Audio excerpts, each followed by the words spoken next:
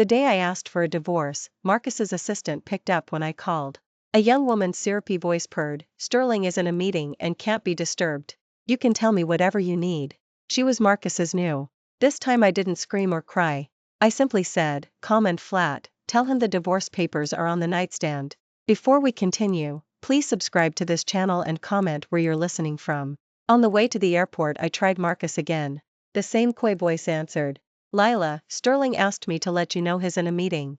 If there's anything you need, just tell me and I'll pass it on." My hand tightened on the phone. So this was Marcus's new.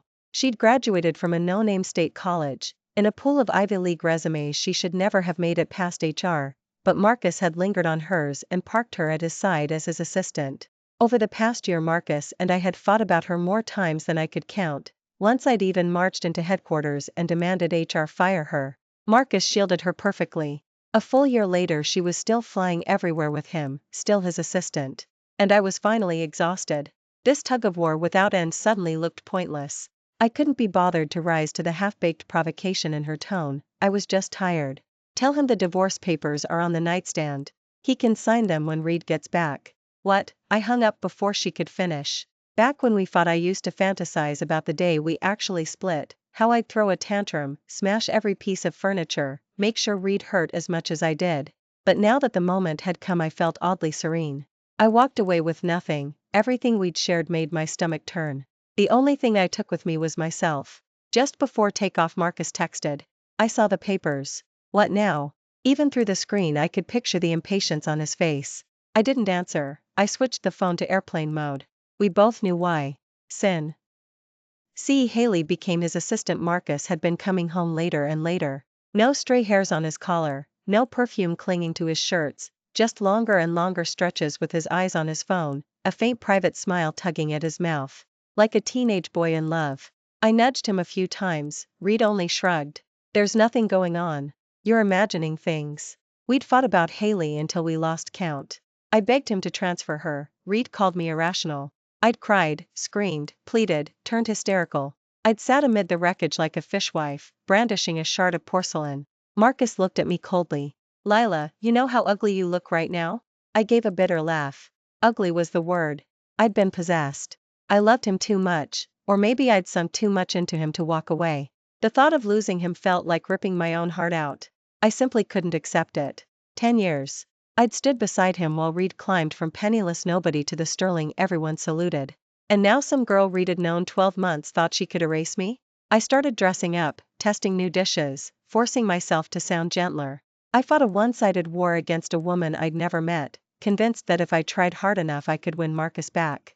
Then last night I went to pick him up after a client dinner and found him sitting on the curb with a young girl. Dark tailored suit, long legs casually crossed, sharp jawline softened by the yellow streetlight. The too pretty face I fell for had aged into something deeper, a wine that improved with time. I remembered when we used to sit like that.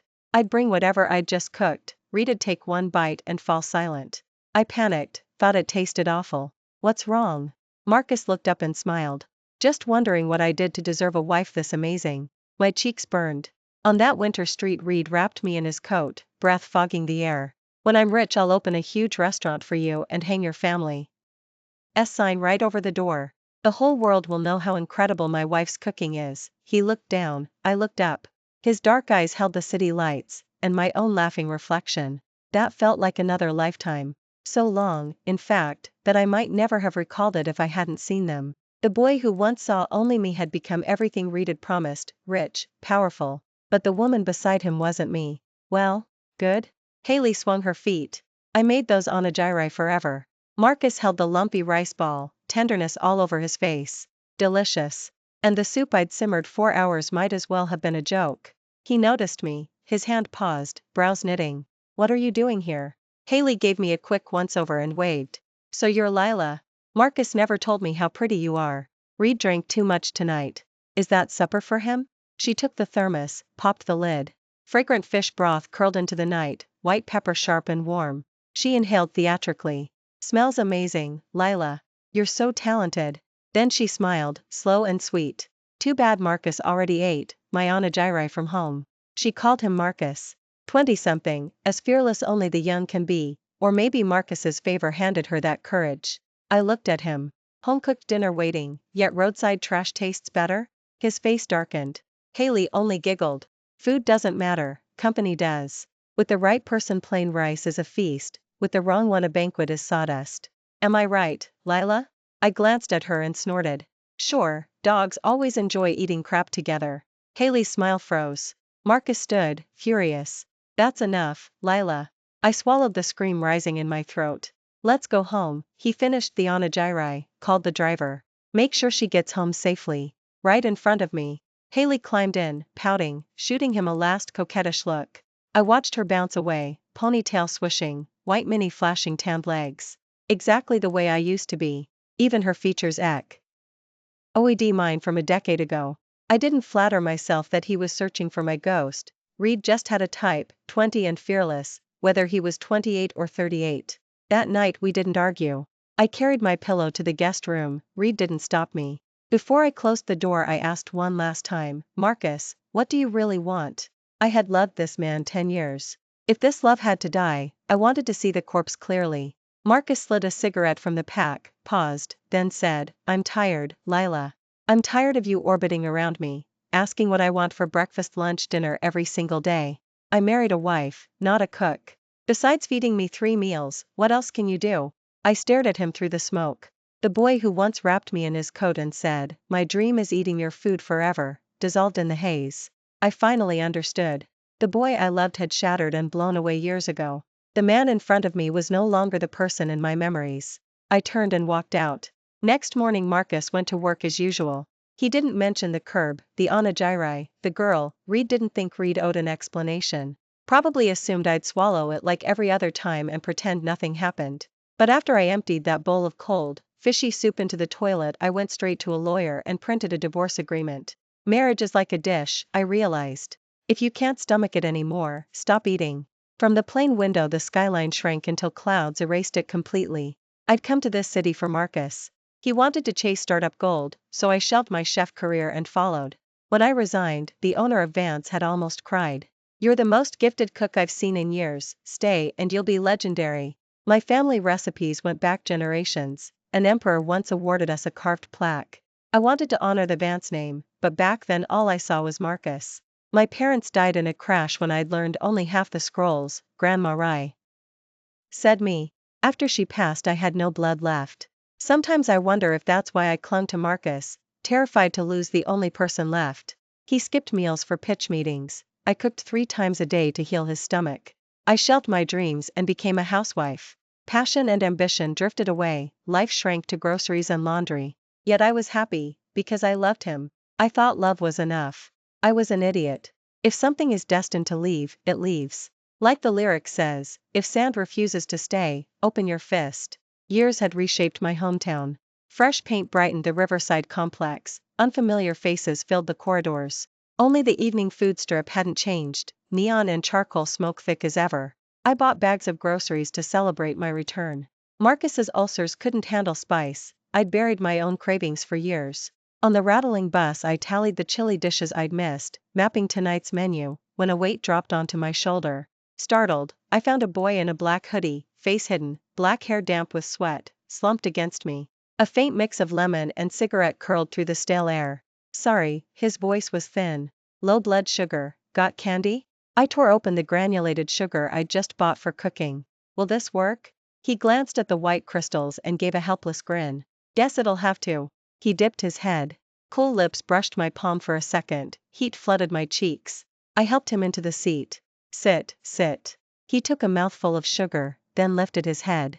Under unruly bangs a pair of ink-black eyes met mine. Once the pallor retreated, the tilt of those eyes turned cocky. Thanks. Now I could see him clearly, barely 20, narrow straight nose, single eyelids so thin the rims looked pink. But the lashes were long and sharp, turning pretty into dangerous. You're welcome. I stole one more glance at him. I brushed the encounter off, until I got home and started cooking, only to realize I was out of granulated sugar and had to go back out. I slipped off my apron with a sigh and headed downstairs. But the second I opened the door I froze. The boy from the bus was inserting a key into the lock next door. The moment he saw me his eyes lit up. It's you, so you're the new neighbor? I nodded. Small world. Thinking for a second, I added, feeling better? He smiled. I'm fine. Just skipped every meal today, been so busy. I hadn't planned to say anything, but he looked so young I couldn't help myself. When you're young you still have to eat properly or your stomach will pay for it later. He had the face of a rebel, yet Reed nodded obediently. Okay. What smells so good? Are you cooking?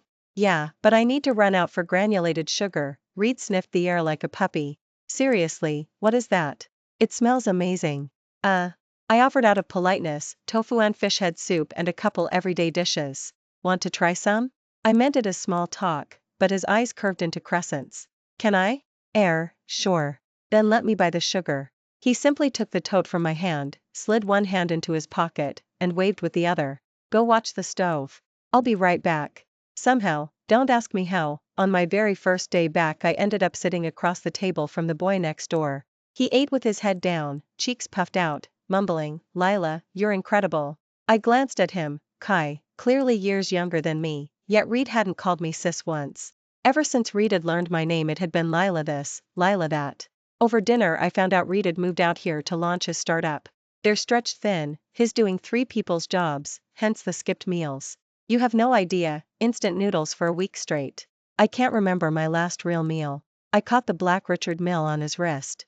Pretty sure Marcus has the same model, retail price of a Mercedes G-Class, and now impossible to find even if you have the cash. This heir apparent clutching a bowl locked his dark eyes on me. Mind if I have another helping of rice? I sighed and nodded. By the end of the evening Reed had polished off almost the entire pot I'd saved for tomorrow's fried rice.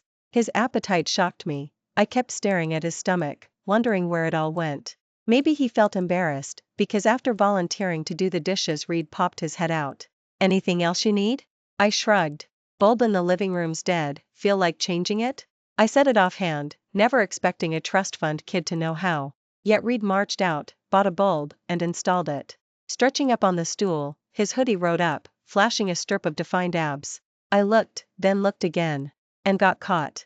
He dipped his head, grinning. Like the view? Want me to lift the shirt so you can see better? He actually started to pull it up. I yelped and jumped back, waving both hands. No, we're good. Even after Reed left, those abs kept flickering in my head. I'd figured I'd toss and turn, after all, I'd just decided on divorce, but Kai had derailed me so completely I barely thought of Marcus. I slept like a rock. Over the next few days I wandered the neighborhood and checked out a few vacant storefronts. I'm going to dust off my knives and pick up the dream I dropped. Start small, one little restaurant first. Dusk bled across the sky. I was on the couch studying Grandma's recipe scrolls when my phone rang. Marcus. 3 days since I'd asked for a divorce, his first call. When are you coming home? Impatient as ever, like I was the bratty one. I kept my voice flat. I'm not, Marcus. Sign the papers and courier them over. If anything feels off we can talk. A pause, then his tone dropped. Suit yourself. Cold click. It didn't dent my mood, because Kai showed up for dinner again. These days he might as well have a security feed on my kitchen. The second pots hit the stove the doorbell sings. He never comes empty-handed. And Reed brings the expensive stuff. Durian flown in that morning, designer PL. Atesh, a 20-year aged puer cake. If I refuse Reed shoves it at me anyway, claims Reed can't finish or use it alone, so keeping it here just stocks the pantry for his future raids. His also handy, washes, chops, stir-fries. After a while saying no felt silly, and I reluctantly acquired a permanent meal buddy. An old scroll lists braised whole duck. I wanted to try it. The supermarket discounts its poultry after PM, so I took a stroll. Either the old district's crime stats are real or my luck stinks, but on the way back I felt someone trailing me. I glanced around, dim alley, guy sauntering 10 paces behind. Wrong. Pretty sure I'd seen him outside the supermarket. Cold sweat broke out. I sped up. He sped up. At my building I slipped inside, Reed slipped in too. I bolted up the stairs, slammed the door, threw the deadbolt. Peephole, empty hallway. Relief. I thought it was over. Until I woke for water at AM and found a blackout, and, unless I was imagining it, a faint scuffling outside. Heart hammering, I pressed my eye to the lens. Utter dark. Yet one thought screamed, someone's out there. I stumbled backward, iced from scalp to heel, and called 911. Riverdale precinct's 20 minutes away. Dispatch told me to stay put and stay safe. The noises grew louder. I'm naturally chicken, tears blurred everything. On reflex I speed dialed Marcus. He picked up at once. Yeah? I leaned against the locked bedroom door, whisper sobbing, Marcus. Reed cut me off, sneering. Changed your mind? Weren't you oh so tough the other day? My teeth chattered too hard for pride. Marcus, someone's picking my lock, I'm scared, can you? What could Reed even do? I only wanted the voice that had calmed every childhood nightmare. Instead Reed laughed. Lila, at least make the excuse believable. Words clogged in my throat. After a long silence I hung up. Not disappointed, really. I stared at the glowing screen. I'd already decided on divorce, his reaction was just confirmation. Only why? Did I feel hollow, wind howling straight through me? Even fear felt numb. The racket stopped, then a man's icy bark cut the dark. What the hell do you think you're doing? Kai. A heavy thud followed. I yanked the door open. Kai, bare-chested, gray sleep pants riding low, stood over a scrawny, sleazy middle-aged guy. Reed had just slammed to the floor. I asked you a question, Reed growled. Why are you jimmying her door at 3 in the morning? The man groaned, took one look at Kai's build, and terror sparked. And nothing. Wrong apartment. Kai snorted and reached for him. The guy was fast, rolling, scrambling downstairs. Kai vaulted the railing, landing one flight down, and snagged the guy's collar. With a jerk the creep wriggled free, leaving his jacket behind and sprinting into the night. Shit. Kai vaulted back up and found me white as paper. The officers who took my statement said the perp's a serial burglar. Trip the breaker, wait for the target to step outside. Lucky I hadn't. After they left I asked, how'd you know to come out? Midnight workout, he muttered, still furious. Reed had let the guy escape. Heard the racket. Thank you. I don't know what I'd have done. He studied me, then pulled me into a hug. His body heat seeped through my thin pajamas. I knew I should step back, but the terror finally drained. There in the dim corridor I breathed in tobacco and warm skin, heart hammering for a different reason now. Embarrassed, I eased free. Thanks. Wait here. He strode into his unit and re-emerged hugging a pillow and blanket. Scum like that rarely returns, but just in case, mind if I crash on your couch tonight? He said it so casually it almost sounded logical. We'd just met. Alone. Male. Female. Bad idea, right? Relax. Reading me, Reed grinned. I'll take the sofa. Lock your door if it helps. I should have refused, yet knowing he was on the other side of that door calmed me enough that I drifted off. No dreams. I woke to the smell of breakfast, convinced I was imagining it. Shuffling out in slippers, I found Kai at the stove, apron tied at his waist. Morning. Go wash up, congie's almost ready. Leaning against the wall, I felt a strange softening inside. I'm long past the age where a bowl of porridge can move me, but warmth spread anyway. When Reed set the sweet congee in front of me I teased, didn't know you could cook. I can't, he said, proud. But I can learn. Followed the video step for step. I laughed. Thanks, really, no need, I'll cook later. His smile vanished. I serious, he said, Lila, cooking is your passion, not your duty. Nobody is born to feed anyone else. You don't owe anybody that. I froze. The line had slipped out automatically. 7 years with Marcus had always meant me behind the stove. He never lifted a pan, and when I was sick the housekeeper came in. I'd never imagined someone would cook for me, and then tell me I didn't have to. I looked down, and suddenly I knew, I'd gotten it wrong for 7 years. Marcus had been right about one thing, I'd revolved my life around him. Back then I believed compromise kept us together, now I see a marriage isn't supposed to be one endless concession. Before Reed left for work Kai reminded me, call me the second anything happens. He hooked a faint smile, don't be scared. I'm right here. The little restaurant was finally finding its rhythm. I decorated it exactly the way I wanted, only a handful of tables for now, since I'm still the only pair of hands on deck. Once the menu is locked in, I'll pick an auspicious day and swing the doors open. Recipe testing keeps me dizzy happy. When the security app on my phone pings, it hits me that I haven't thought about Marcus in weeks. The alert says a stranger's inside my apartment. I tap the feed out of habit. Haley is half carrying a drunk Marcus, wrestling him onto the sofa. His brows are knotted, his curled forward a little. His stomach's acting up again. Hurts. Reed mumbles, pills.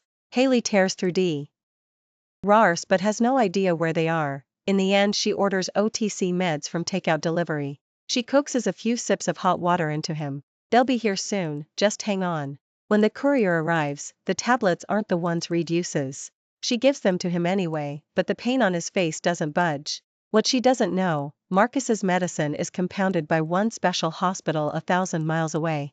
I hunted that place down myself, flew there every 3 months for 7 years, rain or shine, never missed a refill. Whenever an attack hit, I'd simmer a small pot of stomach-soothing broth. Medicine plus broth equaled calm. A couple of years ago I'd actually nursed him almost back to normal, but this last year he came home less and less, ate at odd hours, and the flare-ups returned. Now that I'm gone, no one's fetching the prescription, the bottle must be empty, and no one's simmering broth either. Marcus suddenly yanks Haley down, buries his face in the hollow of her neck. At first her cheeks flush pink and her arms rise to hug him. Then she catches what is whispering, and her face darkens. The name Reed groans is Lila. I lower my eyes to my phone screen, tasting something I can't name. I'm not Lila. Haley struggles. Marcus, you've got the wrong person. Marcus pries his eyes open, sees her, and instinctively shoves her away. Who are you? Where's Lila? Get out. Lila, Haley's face is thundercloud black. She scrambles up, snatches her bag, and storms off. I put the phone down and close my eyes. Around AM a delivery truck rattles past and jolts me half awake. When I reach for my phone to check the time, the security feed shows Marcus still in the living room. He looks sober now, sitting perfectly still in the pitch-black room, inexplicably lonely. After a while Reed stands, opens the sideboard, rummages for stomach pills. Of course the box is empty, nothing inside. He squats there for I don't know how long, mind blank. Finally Reed asks. It's right on the floor and lights a cigarette. Smoking will only shred his stomach more, but Reed no longer seems to care. I don't feel any vicious satisfaction, I'm simply uninterested. After a minute I set the phone down and go back to sleep. When I wake the next morning I find him still in the same spot. Cigarette butts litter the floor. He hasn't slept at all. I'm binge watching a drama in my own living room when Haley's call comes through. Summer night rain lashes the windows, each drop shattering and snaking down the glass. Nyen is purring beside me. Lila. She says, we need to talk. I'm chewing the durian Kai bought, and my face wrinkles involuntarily. I don't see what we could talk about. You already want a divorce, so why keep stringing him along? Or is this just some push-pull game, change your mind at the last second? I have no idea what you're talking about. As I'm about to hang up, she snaps, stop pretending. If you weren't clinging to him, why would Marcus suddenly turn cold on me these past few days? I'm telling you, it won't work. Do you know what Reed told me? He said you orbit him 24/7, that is sick of it. He said I make him feel young again, that being with me is fun. A laugh slips out of me. Oh? If he's that into you, why don't you go keep him company? So where is Reed? A knock lands just then. I assume it's the bubble tea I ordered and pad to the door in flip-flops. Haley stays silent, then grinds out, he went to find you. Happy now? Lila, even if you yank him back, Reed'll get bored again. If Reed cheated once, Reed'll cheat twice, sooner or later Reed'll figure out who Reed actually wants. The shamelessness is almost admirable. But I don't believe Marcus will come. Reed hasn't contacted me once since we split. Too bored to spar, I spit out, stop farting through your mouth. If you don't think it stinks, I do. And I cut the call. I yank the door open, and freeze. Marcus stands there soaked, lips bloodless, eyes fixed on me, a wreck. He actually came. What do you want? I'm genuinely puzzled. You could have mailed me the papers. You didn't have to hand deliver them. He stares a long moment, then says, Lila, come home. The absurdity hits me square in the chest. After a year of screaming matches, 6 months of Cold War, 2 months of divorce tug-of-war, Reed shows up and asks me to come back. You've lost your mind. I start to shut the door. Just then the upstairs neighbor clatters down, goodness, this downpour. My e-bike's still outside. She spots Marcus and eyes him warily. Shao Vance, who's this man? Let me tell you, that creep who followed you and tried your lock last week? Pops picked him up, he's in custody now. She keeps her gaze on Marcus, voice sharp with warning. Warmth trickles through me, an old friend. Thanks, Auntie Wong. Ah, all right. Auntie Wong catches sight of his face, suspicion melts, eyes sparkling. Oh my, Shao Vance, your friend is handsome. Is Reed single? My niece, he's married. Oh. She smacks her lips, gives Marcus one last reluctant look, and heads downstairs. Such a pity. Marcus props the door open, stunned. That night, someone really tried to break in? I glance up coldly. What, you thought I made it up? I thought you were. His eyes flicker, complicated. Sorry. Save it. I twitch a smile. If I'd counted on you, I'd be a corpse by now. Keep your cheap apology. Lila. He grabs my wrist, rain drips from his black fringe. He wets his lips, I mean it. I crossed the line. We've come so far, no need for things to end this ugly. Come back and I'll transfer Haley to the Eastbrook office. You'll never have to see her again, deal? I stare at the man I've loved since I was a teenager, lightheaded. What is offering is the same old whitewash, I orbit him like before. His drifting, his betrayal, erased by wishful thinking. How is that possible? Love can't paper over betrayal. Yet Reed tosses it out casually, sure I'll swallow it. Because Reed knows I love him. H. is holding my love like a loaded gun to my head. And for the first time I see clearly, the pure blazing love I carried at 19 has rotted in the years between, warped into something putrid and unrecognizable. Get lost, I shove the door, Reed holds it fast. Lila, Reed looks honestly lost. You're mad about Haley, what else do you want? How far do I have to go? His strength beats mine, the door inches open, until a voice drifts in from behind me. Lila, who's at the door? I turn. Kai stands there in nothing but a towel, rubbing water from his hair, the cut of his obliques forming a perfect V. Marcus freezes. After a beat Reed lowers his eyes to me, fury swirling. Lila, who the hell is Reed? 7 before I can answer, Kai saunters over, loops an arm around me, and grins as Reed sticks out a hand. So you're the famous ex-husband. Heard tons about you, old-timer. I'm the current boyfriend, Kai. Total nonsense. His water heater burst, his here to borrow my shower. But the words stay locked in my throat, I let his lie stand. Marcus's face goes granite. For a second I think Reed'll spin on his heel and leave. Instead Reed inhales, forcing his features calm. Lila, I get it, you're hurting, you want a fling. I can overlook it. The word overlook comes out through gritted teeth. He shuts his eyes. Come home now and I'll pretend none of this happened. For a second I want to applaud.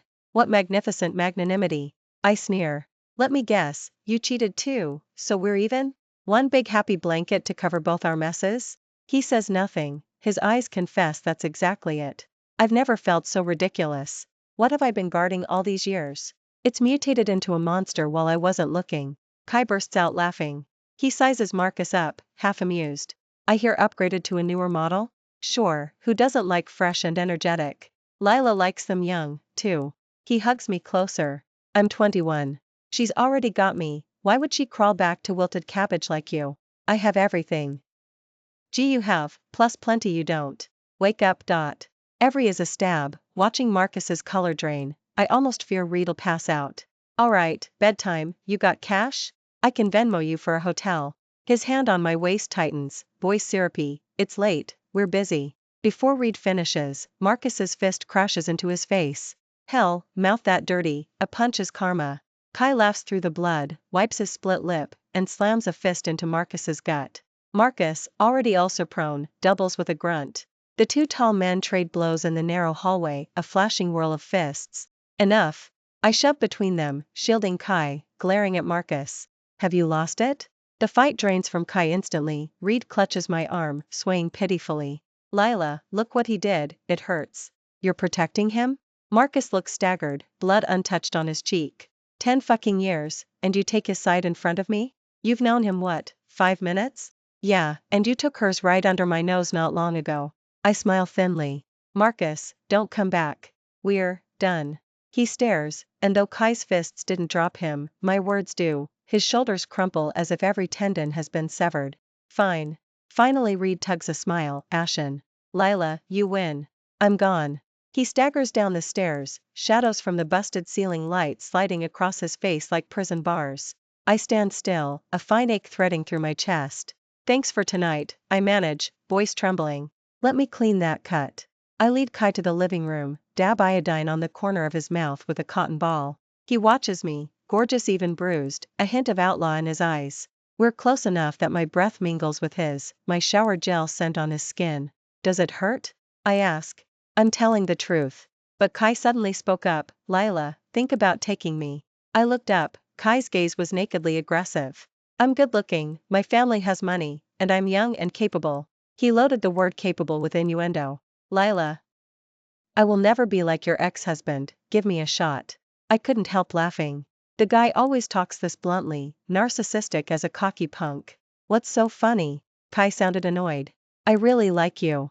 I kept applying the antiseptic and said flatly, this isn't liking, it's just a passing whim. You should date someone your age. We're not right for each other.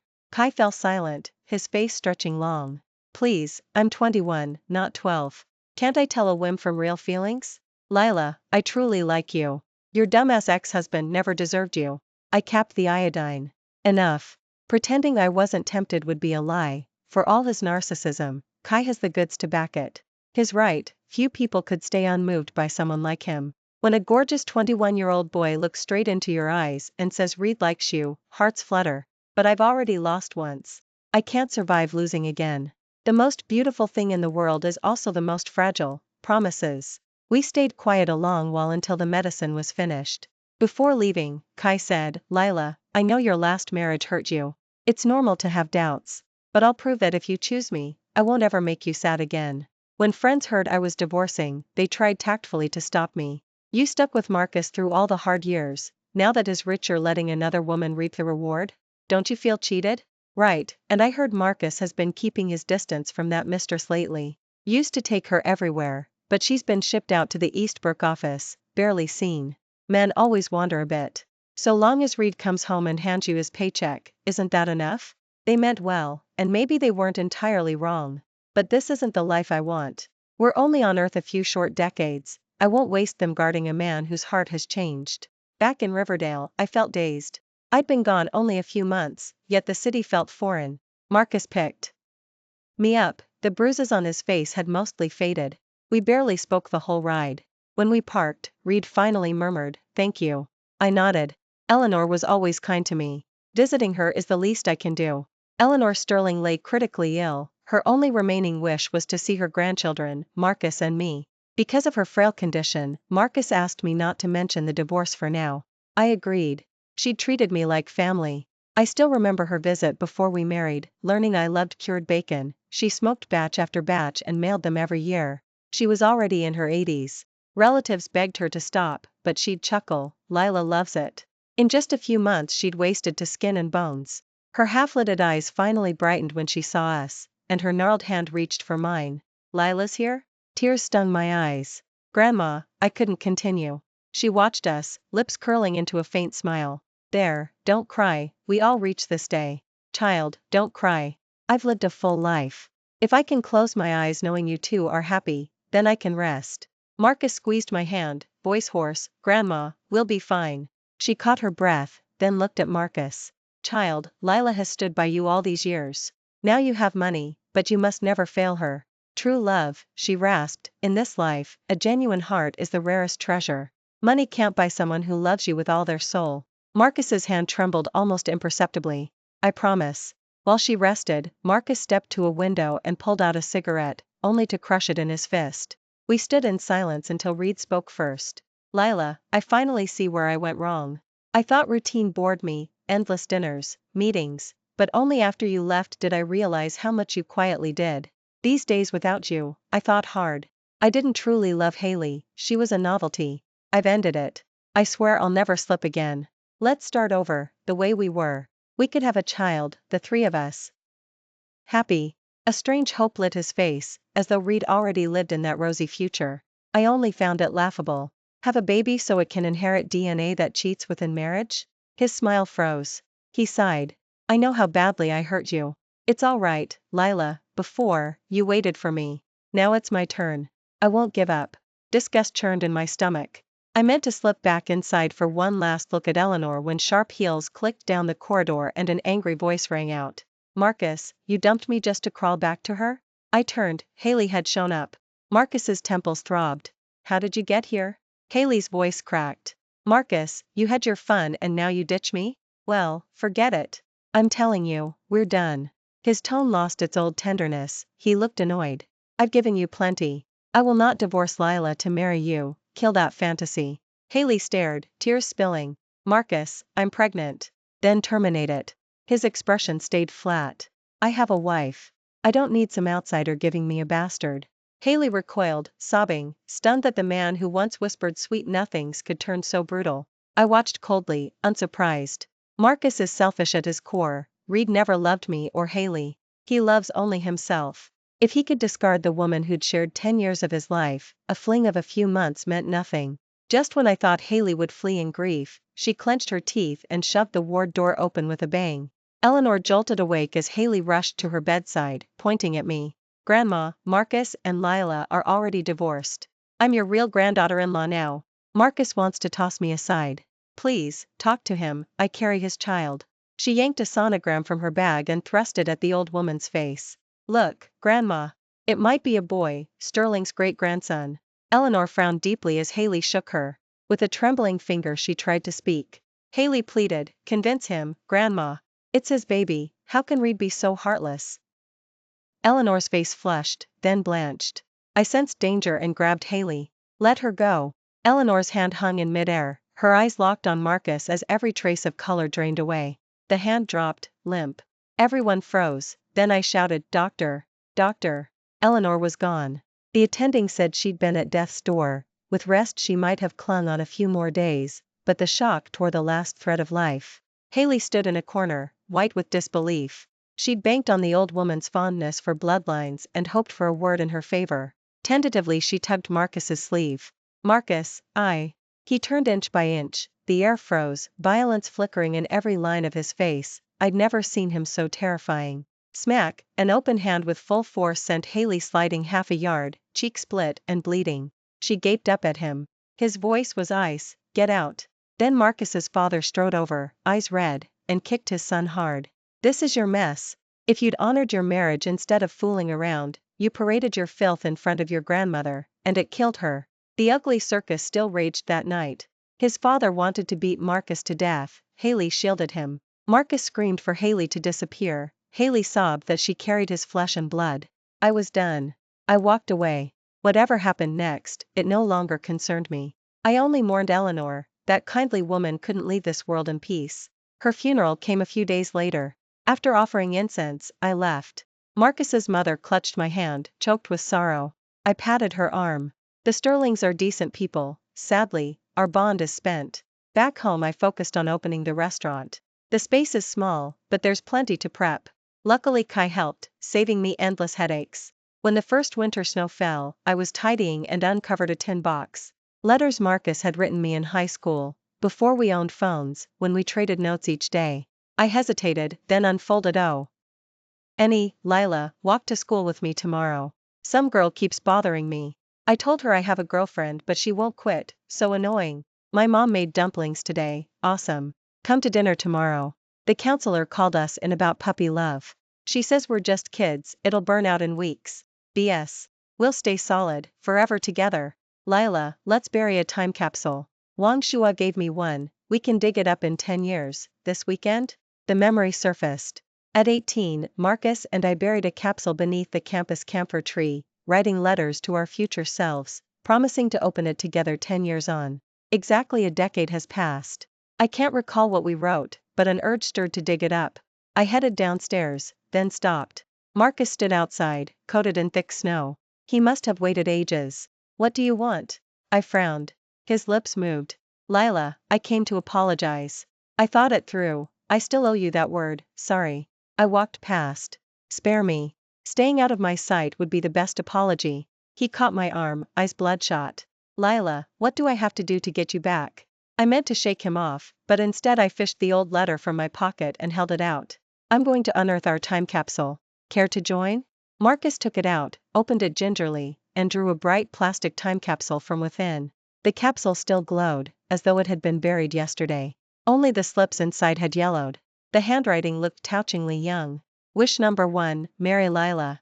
Wish number 2, stay with Lila forever. Across 10 snow-whitened winters, the 18-year-old Marcus stared at the man Reed became. Hey, Marcus, 10 years from now, those wishes came true, right? They must have. Underneath, in my own smaller scrawl, I want to stay with Marcus forever. The boy's voice seemed to echo right beside my ear. But a decade later, everything had changed.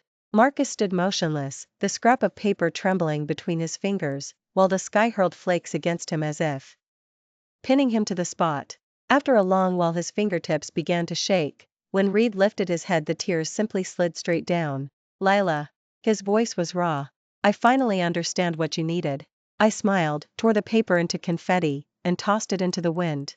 The scraps whirled upward, spiraled away, and vanished. Back then I never dreamed our 7-year marriage would end in such ugly, battered defeat.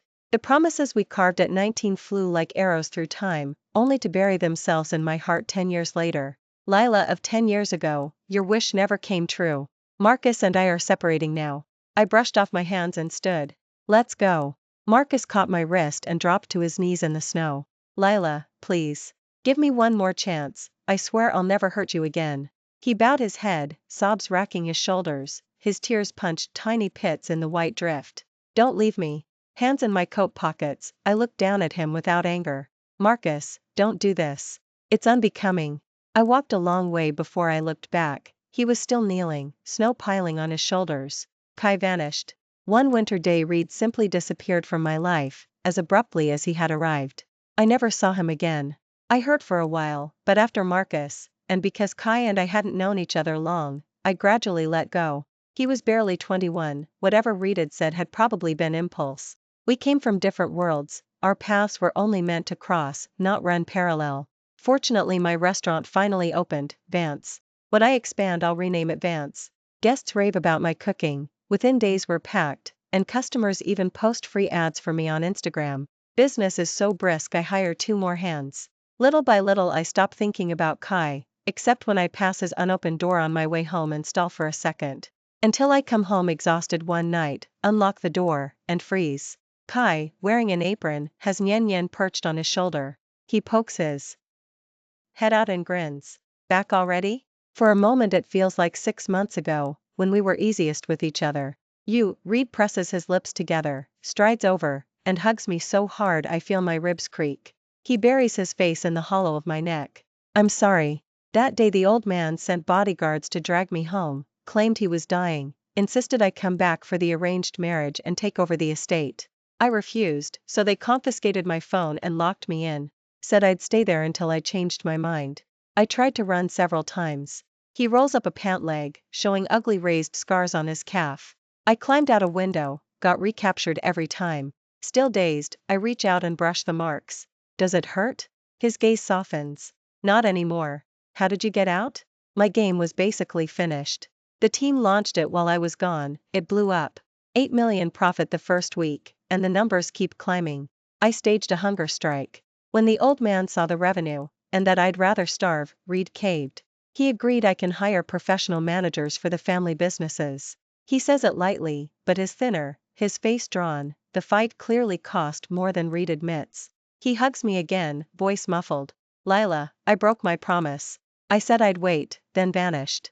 You must have been miserable. I pat his back in silence. Snow begins outside the window, his words come cracked with tears.